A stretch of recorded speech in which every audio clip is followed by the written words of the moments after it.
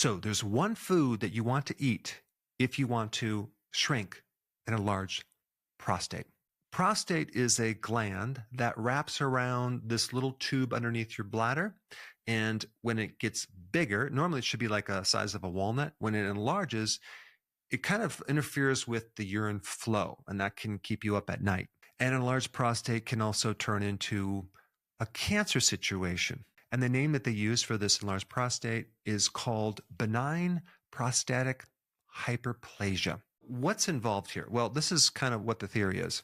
In order for the prostate to enlarge, you have to have a certain type of hormones that activate it, okay? And one is called testosterone, because testosterone is an anabolic hormone that, helps your muscles grow. So testosterone, through the help of a certain enzyme, will convert into DHT, which is a more powerful form of testosterone. And apparently this DHT is involved in the enlargement of the prostate.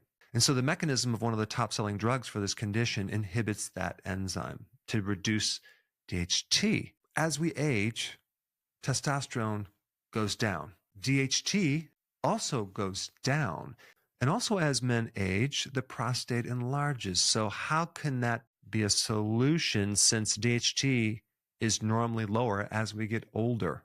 It's very confusing. So in other words, apparently the real problem is that as we age, that enzyme increases in its activity, thereby giving you more DHT and creating a more profound effect over the prostate. As far as the top medication, which I'm not going to mention, they found that by taking the medication, you can decrease the enlargement of your prostate by about 23%. But there's some slight minor complications, side effects, decreased libido, increased risk of prostate cancer, as well as a syndrome that can occur when you stop taking the medication. And that syndrome has other side effects like signs of suicidal impulses, atrophy of the penis, and the development of breast tissue. But other than that, it's totally fine. The question, is there a natural inhibitor of this enzyme? The answer is yes. In one study, it showed that it can decrease the risk of a prostate enlargement by 21%.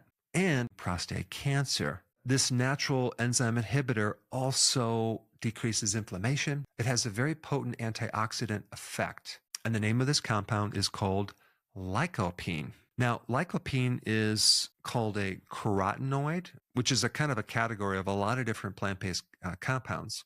And lycopene is in watermelon, it's in carrot, and it's even in grapefruit.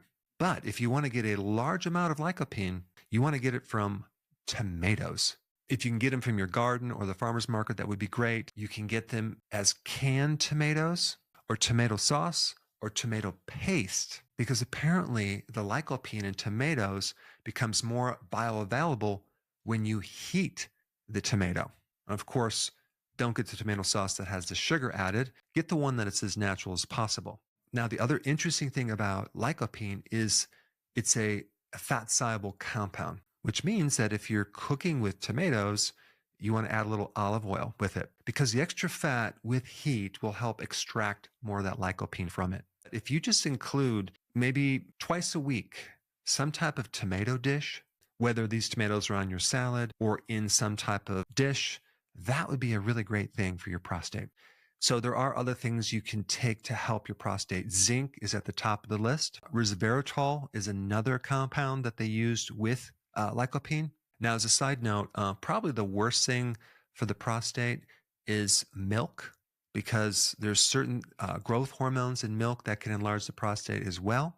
And even when I was in practice, I remember several older men coming in and explaining that every time they consume some dairy, when they would wake up the next morning, they had a much worse time urinating, probably because of the enlargement of the prostate. So dairy is something you would want to avoid. Now that you know the best food for the prostate, the next thing you need to know is what to avoid. There are 4 things to avoid to prevent an enlarged prostate. And I put that in this video right here. Check it out.